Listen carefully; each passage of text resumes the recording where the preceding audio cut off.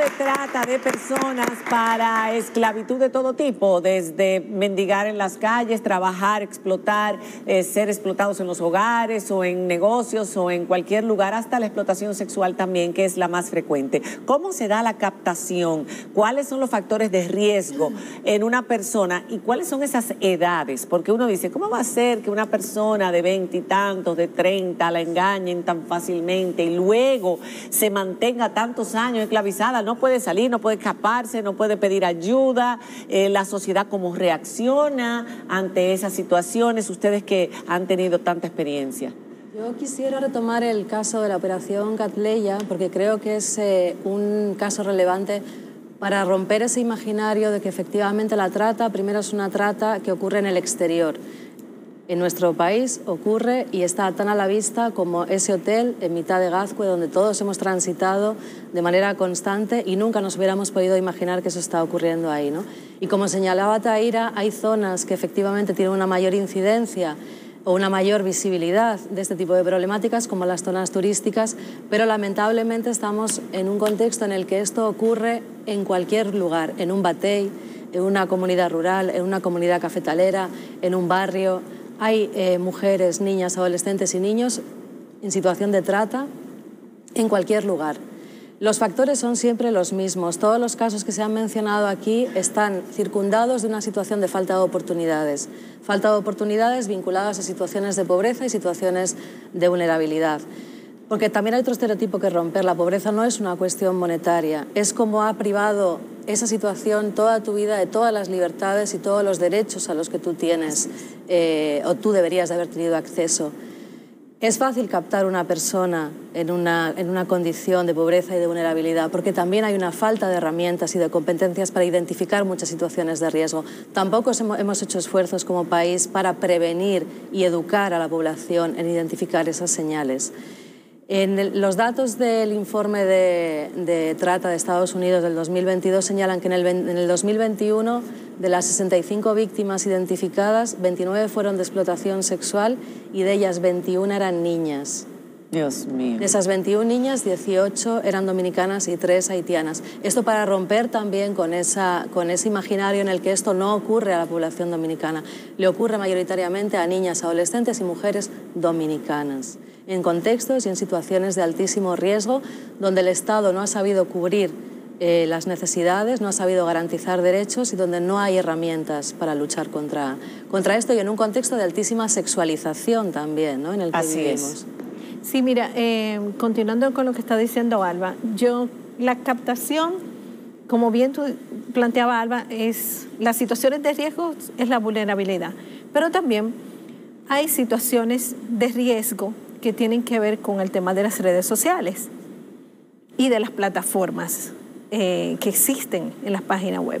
Entonces, tú tienes una población que está manejando redes sociales y a veces niños, niñas y adolescentes que están manejando redes sociales y que están manejando incluso juegos, y se ha descubierto en muchos países. Por ejemplo, yo estuve trabajando en un estudio en 7 países para el Banco Interamericano de Desarrollo, donde hay países donde han sabido identificar cómo hay redes de trata que son capaces de venderse como un niño que está jugando en un videojuego con un niño o una niña, y a través de esos juegos son capaces de captarlos. Entonces, el sistema de captación es muy amplio, pero un elemento clave muchas veces en el sistema de captación es la relación de confianza.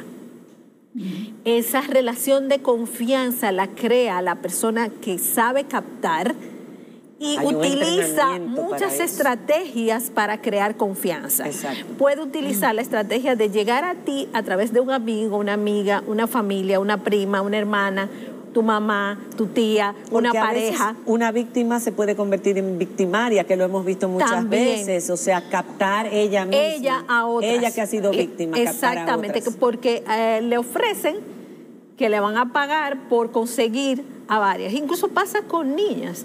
Yo supe ahora hace poco de una niña en un liceo que estaba captando a otras niñas y para ser explotadas sexualmente. Y eran llevadas, le tapaban los ojos y la llevan a un lugar, a un motel, donde esas niñas son explotadas sexualmente.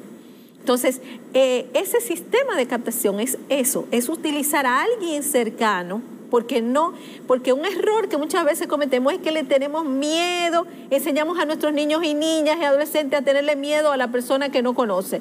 No, el problema está en la persona que conoce, es igual que pasa en el abuso sexual y en el incesto. Sí. Es la persona que conoce. Entonces, el problema es cómo tú logras hacer conciencia de cuáles son esos riesgos con personas que tú conoces, que son tu familia y que te están ofreciendo algo que no es real, ¿no?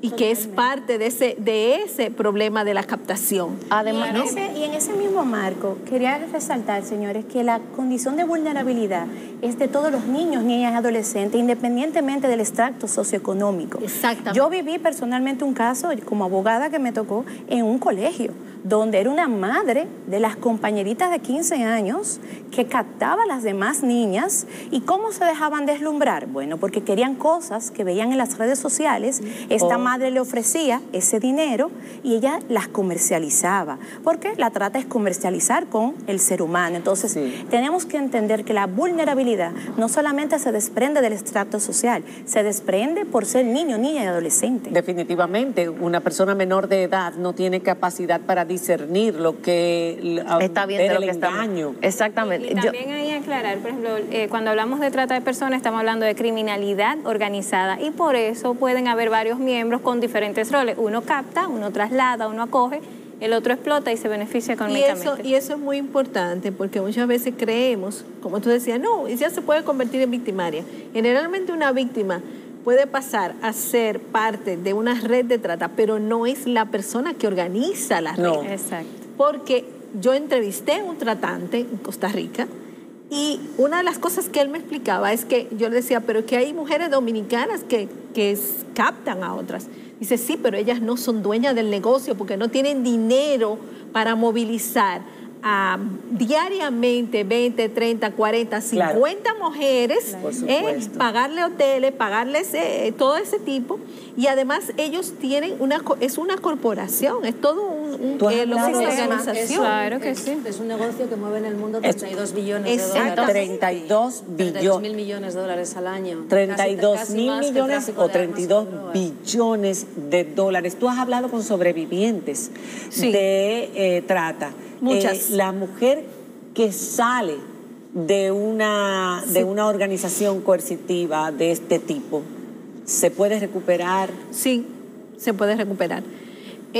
Yo entrevisté a mujeres en Costa Rica, he entrevistado en Costa Rica, he entrevistado aquí en República Dominicana, a dominicanas y extranjeras que han logrado salir.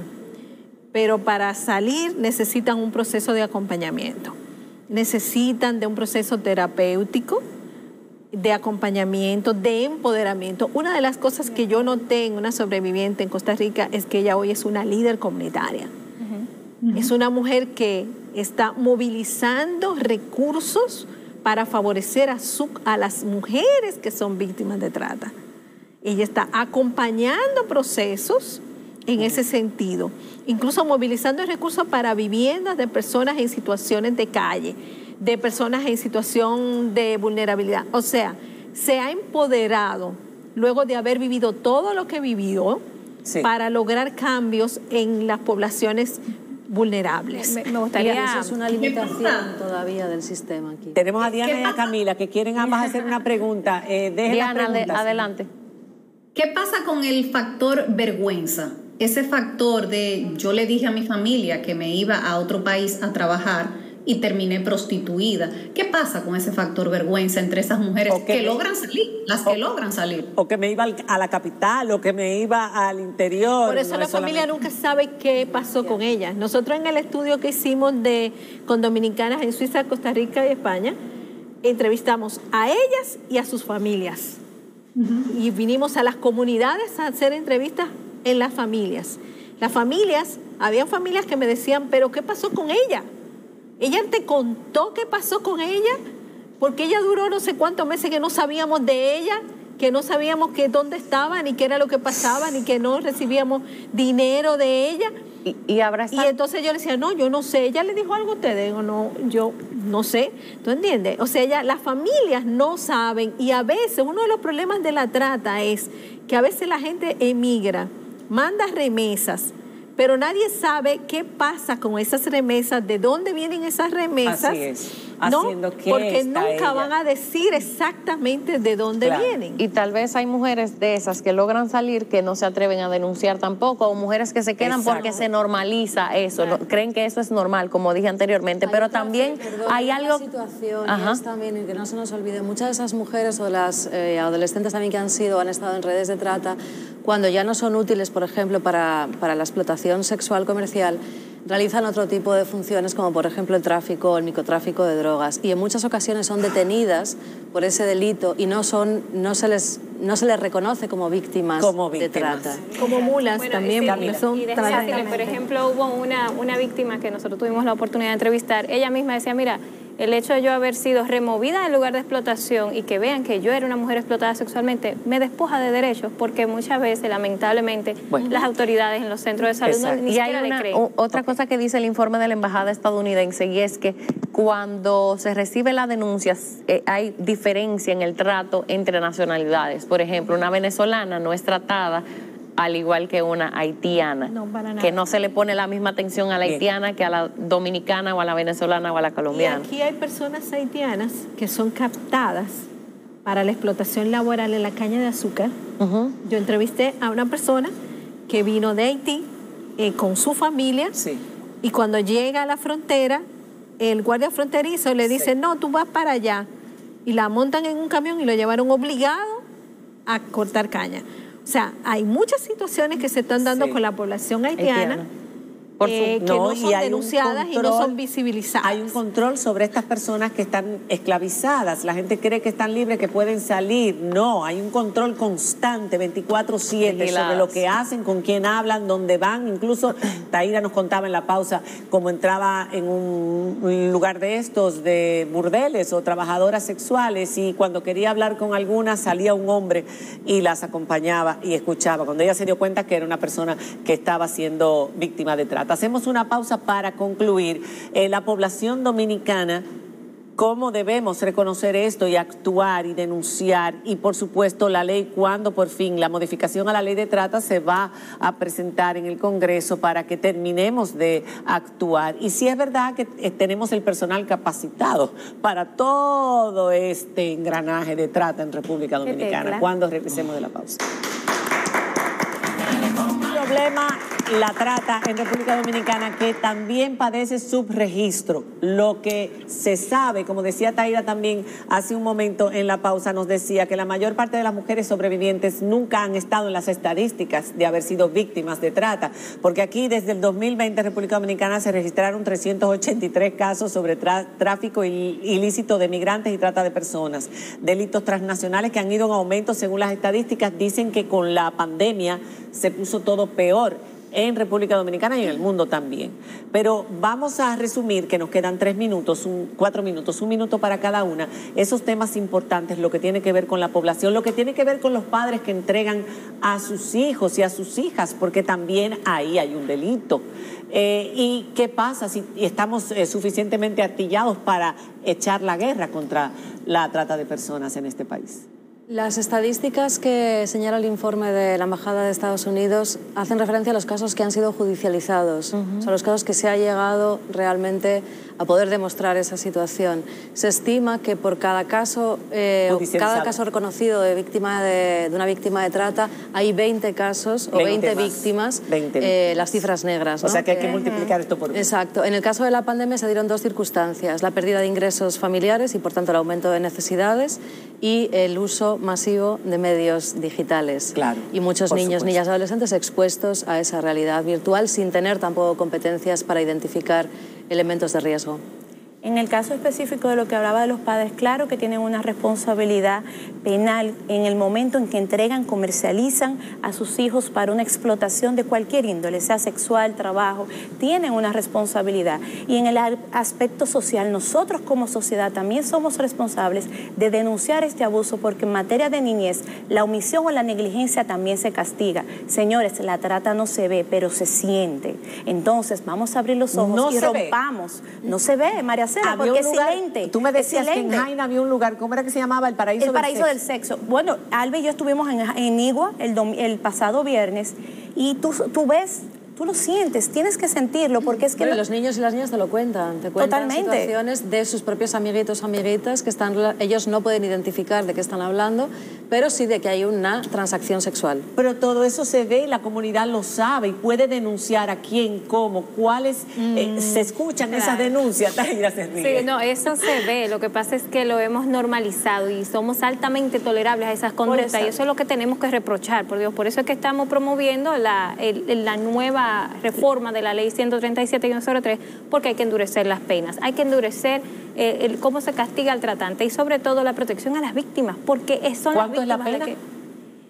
De 15 a 25 años. Y nosotros lo que queremos es que la ley pueda aplicarse de forma correcta, porque por ser normalizado el delito, los actores del sistema no lo identifican como tal, entonces no aplican la ley como debe de ser. ¿Y los adolescentes no pueden denunciar sin un adulto? Eso iba a decir, o sea, el problema es que nosotros también tenemos que revisar el Código de Menor. Claro, eso tiene que ser de entrada. Si tú tienes una realidad donde probablemente la familia sea parte de una red de trata, probablemente en la familia haya personas que estén explotando a un niño, una niña, adolescente. Hay muchos casos de niños y adolescentes que viven situaciones de violencia en la familia, de violencia de género, de abuso sexual y probablemente también a veces de explotación sexual, explotación laboral. Pero cuando van a poner una denuncia, no la dejan hacer la denuncia sola, tiene que ser con un adulto. ¿Quién va a ser el adulto? Y a veces son vendidas a un hombre que es el que está explotándola sexualmente, va a ir con él. No. O va a ir con la madre que la vendió. No. Entonces, son situaciones que no te permiten que este proceso se dé. Pero también yo creo que es muy importante entender que en esta sociedad nosotros tenemos que lograr trabajar la prevención. Sí. O sea, tanto el sistema educativo como el sistema de salud son puertas de entrada para poder detectar los casos y para poder trabajar en la prevención. Entonces nosotros tenemos grandes vacíos de prevención que tenemos que resolver en esta sociedad. Bueno, señores, muchísimas gracias. Se nos acabó el tiempo. Diana. Bueno, y a los que pagan por sexo, que sepan que probablemente están colaborando con estas redes de trata y que esas mujeres no están ahí por su propia voluntad.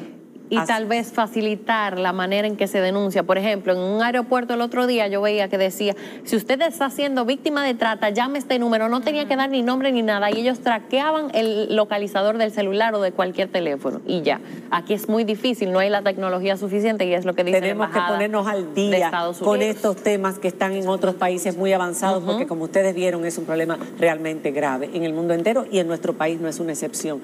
Gracias por haber estado con nosotros y haber escuchado esta mesa tan interesante, a ustedes por tantas experiencias y tantos datos que nos han dado en el día de hoy. Vamos a abrir los ojos, señores, que una vida de esclavitud es una vida destrozada. Cuando regresemos, mañana regresamos. Nos vamos. Hasta mañana, que tenemos un programa hermosísimo preparado y una importantísima denuncia además también mañana. Un beso grande. Buenas noches.